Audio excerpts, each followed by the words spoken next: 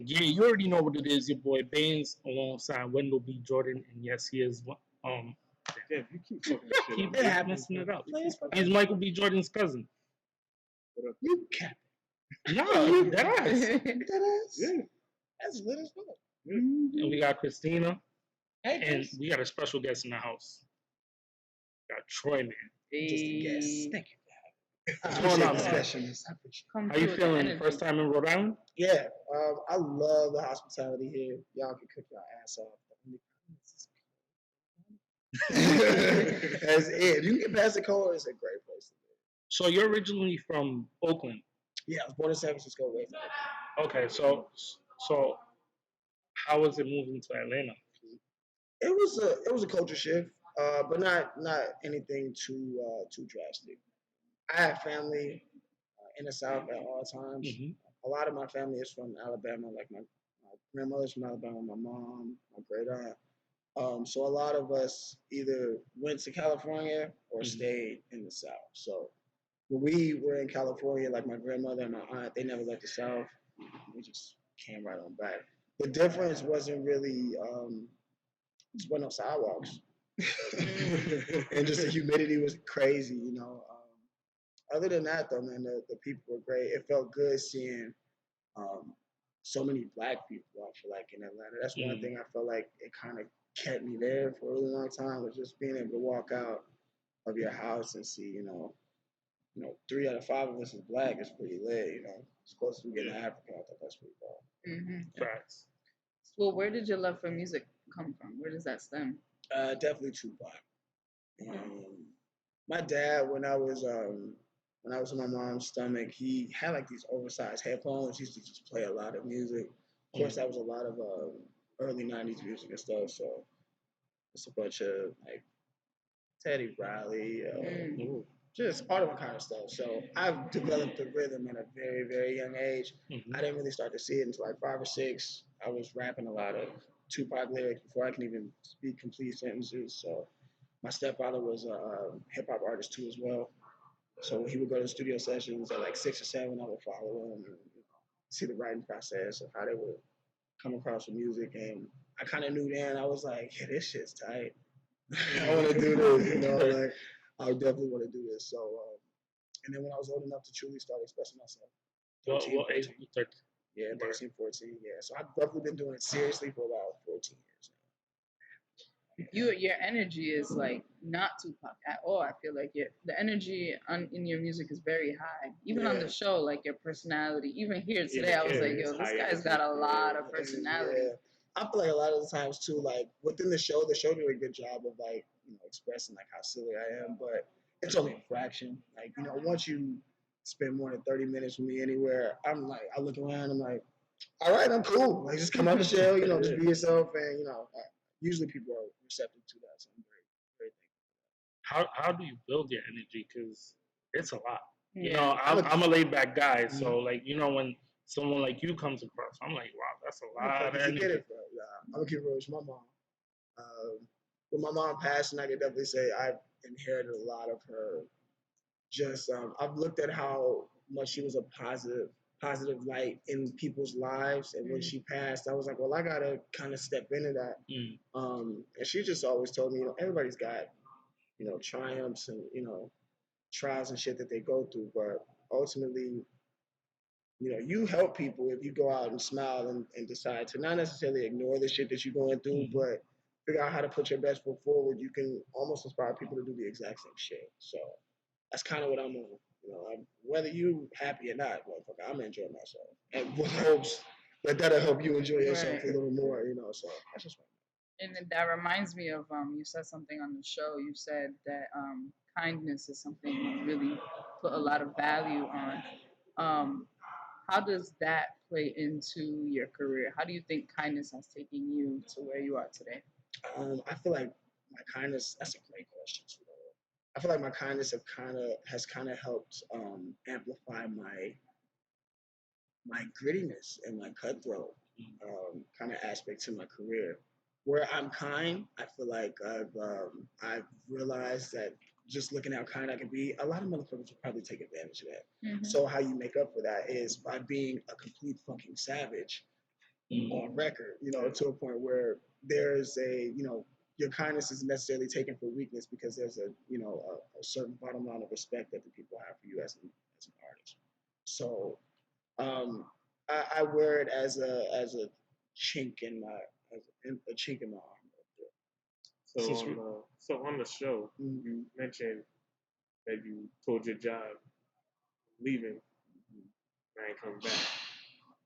It was a little more complicated than that, but that was pretty much the gist of it. I knew, man, I'm gonna keep it real with you. This is just me looking at my life, not necessarily knowing what my success was gonna entail, but I just knew wherever the fuck I was working, it just was not it. What were you doing before? Everything. I started at, from 13 and 14, I was working at Burger King. Burger King went to KFC. I hopped out of fast food. I went to Adidas. From Adidas, I did FYE for your entertainment, selling CDs, legit selling CDs for a while. From there, I hopped out of that. I did fine dining. There was this wedding chapel, like this one-stop wedding shop. I would legit watch people get married and do their reception, like 4 weddings in a row. It's constantly in my feed. So the work, like, I've done it all. I was a bar back, at clubs, bartender, I was a server, literally done everything. I was a manager at smoke shops, and that was the last one. That really, I grew a certain amount of comfortability with that just because of how effortless the job was. But that's dope, and it's funny because now Adidas maybe can sponsor you in the future. Full circle. Which I think I thought it was dope too. I made it a record for Adidas when I was working at Adidas, and with a little bit of success that I was going through at the time, I ended up getting DMC from Run DMC to do the remix. He's like an Adidas ambassador. He's like the king of Adidas. Gave it to Adidas. Unfortunately, they declined. I feel like that's the reason why my infatuation with Nike kind of came about. So I'm like, screw y'all, I work for y'all. Y'all ain't gonna give me no shine. I was mad, but I love them both now. I have just as many Adidas as I do Nikes. It would be great. Are you a sneakerhead? Definitely. Favorite sneaker? My little brother's a hype beast. I'm not so much of a hype beast. Me on the other hand, I have favorite sneakers as far as my like if you could wear one pair of sneakers for the rest of your life, any color, what would it be? Okay. It gotta be a comfortable shoe because for the rest of your life, the same shoe. I mean, he could get the same shoe, but in different colors. True. What are those? Any Jordan lines, bro. I don't keep roach. I'm a very classic kind of look kind of guy. That's my least favorite Jordan. That's not my it's not my favorite Jordan, but in the sake of Jordan looks, too. It goes with a lot. Especially if you don't wear tux. Yeah, it doesn't matter. So I would definitely have to say that just because of the versatility of the shoe. As far as my favorite shoe on how it looks, I'm trying to scan my closet in my brain. There's a shoe though. I love Hirachis. Okay, yeah. I love Hirachis. Those are comfortable. I love them. So comfortable. I get them every time they do a new year of them. Like I have the Hirachi edges right now. They're pretty bare and what the sneaker is made out of. It's almost like a sock sneaker. Yeah, but ultimately it's light. It's pretty comfortable. Yeah, the ones that came out 10 years ago, I really mess with those. They need to re-drop those. So Nike, if you're hearing, you already know what to do. Same thing. My boy Troyman said it. Ooh, the Bo Jacksons. Bo Jacksons. So let's talk about the show. How did you get onto the show? Because I know everybody has their different stories about how they got onto the show, and obviously we saw your audition on Netflix. But how did you get to that?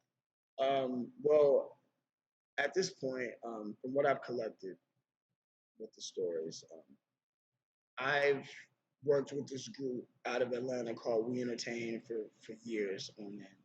And one of the producers there was a really near and dear friend of mine. And pretty much he had a friend that worked at Netflix and was looking for talent. He passed him my info. The friend sent me an email, said come and audition. From there, I auditioned at this hotel. The hotel said, we'll call you back December. They called me back December. I went to Killer Mike's shop, auditioned for T.I., and, Killer Mike there. Then they said, we want you guys to come to Medusa. We legit did that the same day. Oh, wow. And from there, the rest was history. Once we got through the audition at Medusa with Big Boy and Quavo and T.I., that was it, And you say you have Quavo personally. Not necessarily know him personally. We come from the same county. Oh, okay. My best friends, who I've known for 12, 13 years, they went to his high school. My best friend in particular, Panda, he did like one of their first photo shoots ever as Migos, the group, and I just happened to be in attendance. So I knew, You knew of them. Yeah, I knew of them. Yeah. I knew what it is that they did. Their music rung bells in Gwinnett. You know what I'm saying? They really fuck shit up.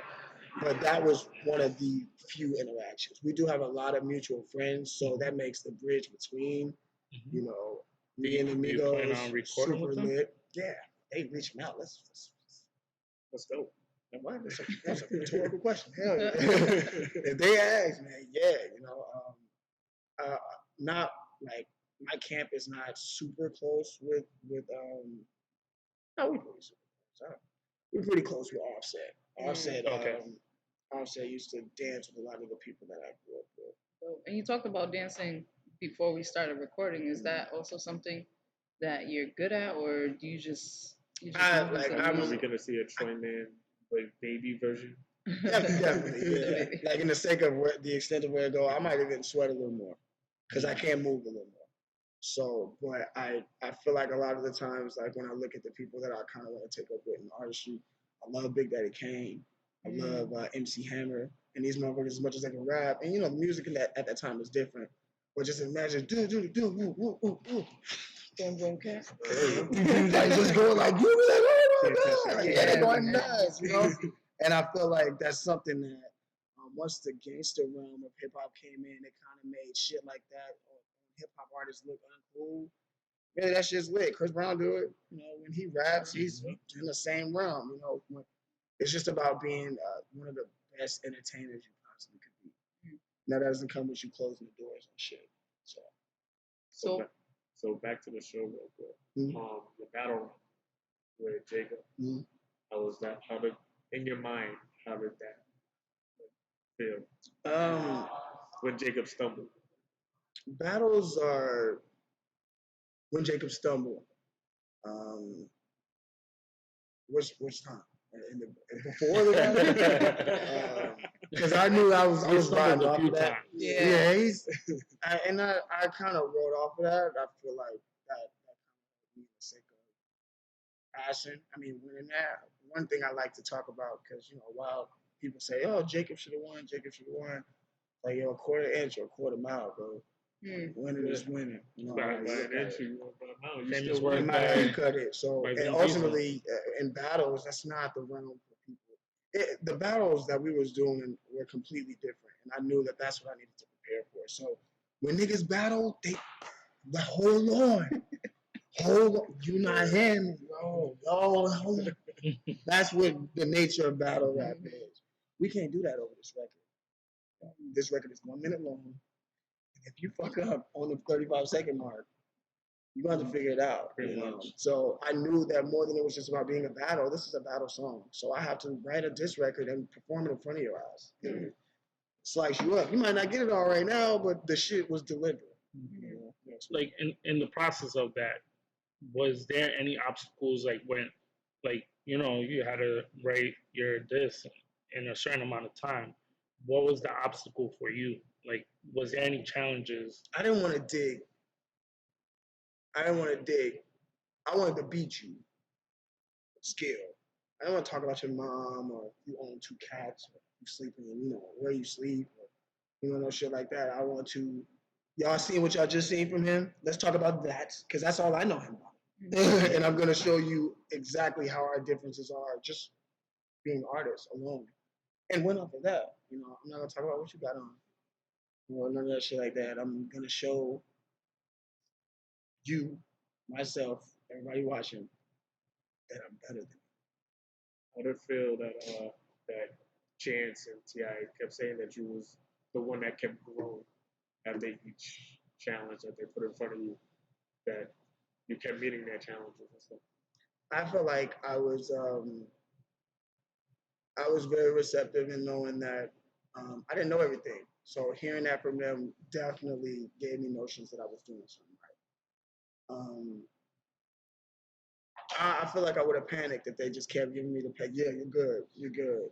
You're good. Every time you're good. I'd be like, yo, for real? Like, nothing? Y'all ain't got shit to say? You know, like, so it's very good just knowing that people can kind of see where they would want me to improve, and you know, just having the ears and the mind open enough to be like, okay, even though a lot of the times I didn't agree with it, you know, it could have, you know, pissed me off to just want to do better, just off, you know, animosity, you could say. But like, fuck yeah, I'm gonna do better because I want to do better, not because y'all telling me y'all think I need to do better. So, but ultimately, it lit a fire under my ass. I'm extremely appreciative of all the feedback. What moment in the show did you feel like, all right, I got a chance to take this all home? I can't lie, I felt the most confident after that sample challenge. That was That PSA challenge. Yeah. Yeah, I heard Flawless said you stole that sample from Flawless is a bug. He's a bugaboo. Flawless is gonna say that's one of those things where when we're together and the cameras is off, he's like, hey, you see I talked about the sample shit again? Like, shut up, Flawless. Like he says that because he knew like that was the one sample that everybody was more so familiar with, but upon selecting it, Flawless didn't care. You know, Flawless, he had a multitude of options, but when, you know, after a while, when we having fun and we having fun with the cameras, he's like, this motherfucker stole my sample. I'm like, who? I ain't stealing shit. I went first, nigga. What are you talking about? But Flawless is the clown. I love my brother. Now, speaking of Flawless, how did that relationship start? Like, you know, we've seen it on the show, but I mean, well, he was yelling at you in one episode, wasn't that you? No, we were battling. He was kicking my ass in that battle. I don't freestyle. And Flawless, like, he doesn't freestyle either, but that's his realm. Like, he knows how to think of shit on the fly. So he was just. I was seeing him murder beans live. In that moment, how did you feel? I'm gonna piggyback on both of those questions. The first question was, you know, the relationship with me and Flawless. When we first got there, the top 30, I heard a couple people rap. When I heard Flawless rap, you, Puerto Rican, come here. You know what I mean? I come over, I was like, you know, everybody, I ain't really heard that many people rap. You're gonna be in it for now. He didn't know me. He's like, who the fuck are you? Telling me, I know I'm gonna be there, motherfucker. I don't know about you. But as we slowly started to, you know, go on, we would always chill when we weren't filming. So, you know, when we would come to the W, you know, we would go and get food and shit like that all the time. We just truly built like a little bro, big bro relationship. But the more we kept going, I kept kind of choosing more people. I was like, yeah, you see the girl with the black and white hair? She's in there. You see the nigga with the dreads? He rapping English and Spanish. He's in there. Okay. Caleb, that little motherfucker. It's like if Kanye had a son, like at 12, Caleb Colossus. All right. Yeah, he's gonna be there. Ali can rap his ass off. The Rubik's Cube is a little scary. It shows me his IQ is like plus 120. So we need to think about his mental capacity, what the fuck he can do. But started pointing him out, and you know, the more we kept advancing, he started to look like this nigga is prophesizing. Because we looked up, and sure enough, the people I said were going to be in the top four. We're in the top four. And the second question, what was that? Flawless and Bean State. Flawless, when we were preparing for the battle, at this point, our best friendship was solidified. It's like, nigga, come here, let me rap you this verse. So I go over there, I know who he battled. I'm like, oh shit. I go over there. So let me get this out the way so there's no contradiction. Fuck her and everybody in this guy. I was like, stop. Stop. What are you doing? And like from there, I knew he wasn't going. I knew he wasn't going. It was a given. Of course, I rap my shit to him, and he looks at me with like the sour milk face. Yeah, we good. But truly, my brother, man. Like when he when he found out something about the show while we were there, we found out about something about the show. We would go like on smoke breaks and shit like that. We would just, I like this person. I don't really like this person like that. Yeah, he cool. She's awesome. And that shit. We just kind of, we were truly best friends. So, How have things changed for you since the show? The public stuff, it's definitely gotten real. I got to be I'm a nice guy, to follow back on the kindness. So I'm not going to go out in public and see a person that's like, hey, Troyman, oh my God, can I take a picture? And I'm like, nah, that's never going to happen. What if you eat it? I'm going to stop eating. It'll be there. So you're ready for the fame. I feel like I'm more so I'm ready for it. I'm not ready to lose it. Okay. I'll figure out different ways on being able to reciprocate. Hey, I'm with my family, can you give me a second? Let me finish this bite of burger, and I'll be more than happy to come over there and take a picture with you. But I think I figured out the true ways on how to trade myself with just being able to engage with all different people. But that has been the true culture shock. Being in Kroger, like putting milk and eggs in your cart, and motherfuckers like, you that nigga from the show. They put rice and roni in their cart and shit. I'm like, yo, this is crazy. And then you got to run into that person like 2-3 more times in the grocery store because in the grocery store. So it's been different. What's the craziest experience since the show? I went to EDC Orlando after the show. That's that big rave, right? In Orlando, Florida, and it was everything. I mean, it was wild. And so I first had the merchandise too. So even the merch, I'm selling the merch and I'm out there too. And imagine just walking through the festival with your friends and just people from all over the world in Orlando. It's a lot of people from all over just noticing you as you're walking through. It was pretty dope. It was like this group of these beautiful Latin people, and she saw me from like a distance. She was like, you right there, and just, oh my God, Troyman, I love you, papi. And I was like, holy shit. Everybody's thinking like, why don't I know him? It was pretty wild. Just to remain humble and all of that too, I feel like it's a true challenge because last thing I'm doing is expecting it, even though I know it exists. So just to carry on as normal, but just to be aware at the same time that people love you. You gotta love them back. You won't survive this shit. Word. And so, what do you plan to do with the rest of the year? How do you plan to go into 2020? I've been kind of trying to form some new habits. They say it takes 21 days to form or break a habit. So as of recently, I've just been trying to get my body into the notion of doing shit that's only going to benefit me in the long run. Running and just working out more, saving weed for more of a recreational time versus waking and baking and shit. Truly things that I feel like I'm transitioning into for the sake of just artist longevity. I feel like that's where I'm at now. I've been doing recording, a lot of recording. I feel like I've gotten a lot of it out the way. So a lot of the things that I have been doing have been more so visual work and laying the groundwork for the stuff that comes behind the music, and preparing for a tour. I feel like ultimately that's where I'm gonna shine. Tell Travis Scott to watch out. I love him to death. I've been studying him for a while. He's one of the greatest. The energy is He's one of the greatest entertainers of our generation. But just know, we've been watching and studying for a minute, and we know what to do with it. So with that, I feel like that's something I'm definitely looking forward to going into the new year is hopping in front of these stages, especially in places that I haven't performed before. Yo, Travis Scott, you heard it. Yeah. Travis, I love Travis. Watch out. Watch out. Travis, my dog, but he's not the only high octane energy having rapping. Who are your dream features? I have to work with him. I love John Bellion. A lot of people really don't give him as much respect for what he does. He's a great writer, but his artistry is awesome too. Kendrick Lamar. I met Kendrick before. I would love to work with him. Cole. You can see that. Yeah, Cole definitely. Jid, I wouldn't mind working with Jid. I just recently met Big Crit. He's even more awesome in person, and his artistry is stupendous. I would love to work with him too. It's my name. Beyonce. Ooh. Shut it up. Just yo. I feel like a lot of artists would know what to do with it.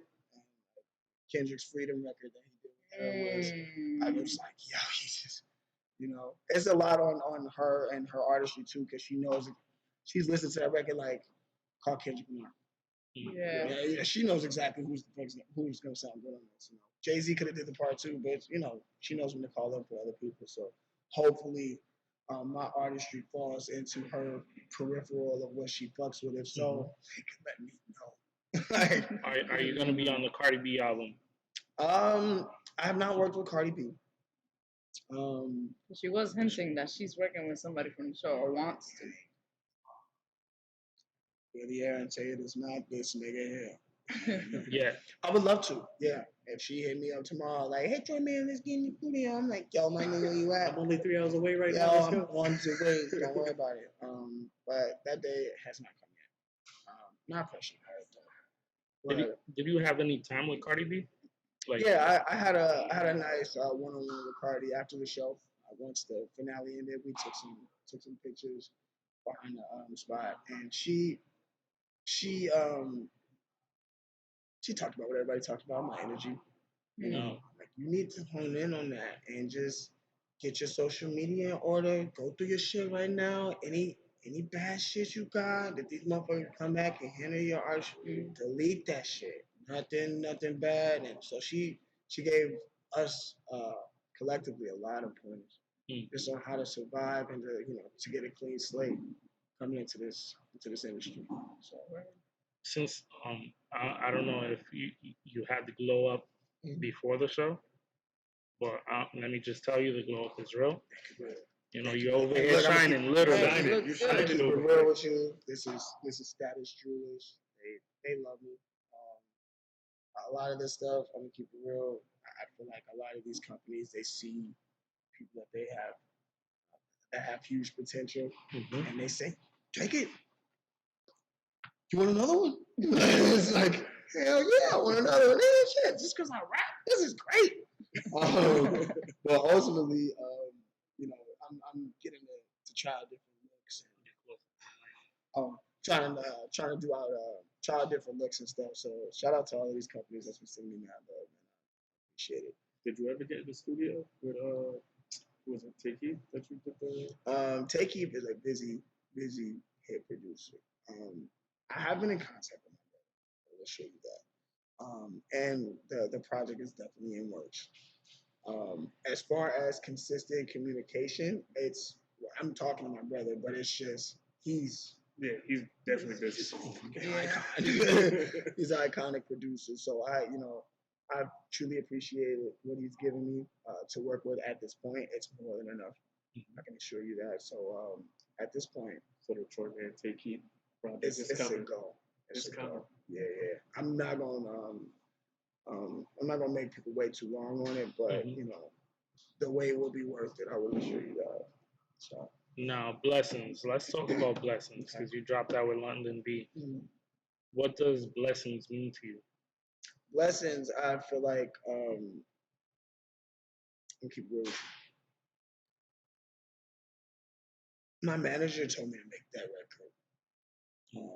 I like the record, don't get me wrong, but my manager was like, Troy, your music is dope, but I need something to shake my ass to. Is that how she sounds? My manager, she's real. She's real. She's from Miami and she knows herself. She hit me with that. She was like, your music's dope, but I can't twerk. I can't shake my ass to half of the shit that you make. I need you to tap into that realm and help us sister out. So I was sitting in her living room one day, and we was going through some beats, and that was one of the beats that came up. I vibed with it for like a week. Sent her something back. I finished the first verse, didn't finish the second, finished the chorus. She was like, Londynn B would be good on this. She ripped it. She ripped it on the track. The rest is history. What it means to me, I think it's dope. I think it's me truly considering what I know people appreciate in club like environments or turning up on their way to work and stuff. So um, I appreciate how much it's expanding my horizon with my artistry and how um, every time it's not a good time to be lyrical. Mm. As lyrical as you can be. You kind of have to truly show people your versatility, and I'm trying to get club money too. Of course, especially coming from Atlanta. Yeah, it's like the club mecca right now. You want strip club music right there. Exactly. So we're gonna tap into all of it slowly but For surely. those listeners that never heard a song of yours, what song would you say is a good startup? Damn. Shit. I'm a person. I'm gonna keep it real with you. I like to. I'm a start from the beginning kind of person. A lot of the shit that I started from the beginning with is not on DSP platforms, so you're not gonna be able to hear it on Apple Music, Spotify, stuff like that. I would start with April. I would start with my pain and see how I made my way out of it. But Tell us a little bit. April was my album that I created shortly after my mother passed. It stands for A Period Realizing Infinite Life.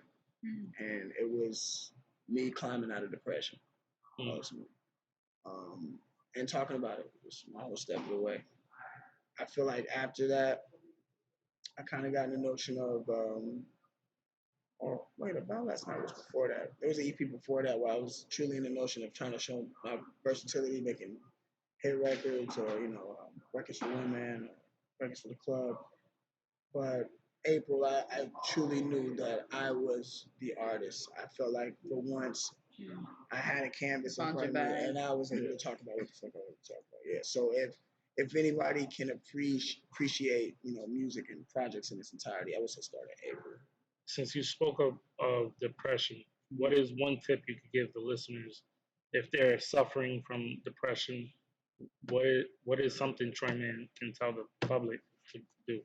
Prayer works. I think a lot of motherfuckers sell that short. Prayer works. Like, I can't tell you how many times I've overcome something that I didn't think that I was going to be able to by just giving it to God and just talking. Just saying, "Oh Lord, I'm upset with this right now. Just take this. Jesus, take the wheel." Like, I feel like a lot of the times people, they find their answers in things that they can get immediate results from. And sometimes patience is the key. That don't necessarily consist of you taking the shit in your own hands. Sometimes you gotta give it to God, With pain and everything, a lot of motherfuckers be afraid to cry too, dog. Especially men. I feel like men, we made to be such rude creatures. Like, it's like our daddy told us not to cry and shit, man. Fuck that. Let that shit out. I'm pretty sure if Juice WRLD could have cried like a couple nights or so before, he probably did. Instead of like wanting to lean towards taking the stuff that brings him off of feeling that emotion, he'd still have. So it's like it's truly down to the decision making, and a lot of the times these people make the wrong decisions because they think the right decision don't happen fast enough or it don't feel good enough. So just patience, just relax. That's good advice. Well, we thank you for sitting down with us. Thank you, guys. We love your energy. We love you on the show. The top 4 is amazing. We'll be having you back in Providence January 4th. Well, let's already let that one go, so we'll repeat that. So shout out to the Rosendale group in Strand. Shout out to Frank. Dream Vibe Entertainment for coming through recording this. Caleb Colosso, who we interviewed prior. And Banz, you want to take us out? Well, before we close out, I need to cover a promise I made my nephew. Okay. I said when I interview Troyman, I will let him know that Moses Jr. wanted him to know that he's a big fan of yours. Okay, Moses. So I had to complete my promise. Hey, I appreciate it. What a stand-up guy you are, Banz. Does he have Instagram? He doesn't yet. He's only he's a kid. 11, right? I think. Okay. I don't 11 even know, or 12. But we want to get him off. We don't want him on the gram yet. Not yet. There's a lot on the gram. I thought he was a little. No, but he said, make sure you tell him that I am a huge fan. Tell him I said, look, you little man. I appreciate you. I feel like ultimately a lot of my best supporters and fans are the kids. So I truly appreciate you guys. They're the ones that's gonna buy the Yeah, music dude. too. They're gonna be the versus the people that I'm trying to convince now that are 25 through 34. I've convinced them already. He'll be 25 Still Exactly. later on, That where it really longevity. matters. So, Yep. Yep. shout out to Lil Moses Jr. I see you, little bro. Thank you. So you already know what it is. Your boy Banz alongside Wendell B Jordan. Yes, he is Michael B Jordan's cousin. Got it. I got it this time. Yeah, you did. Cristina and Troyman. It's a wrap. We out. Yeah. Yeah.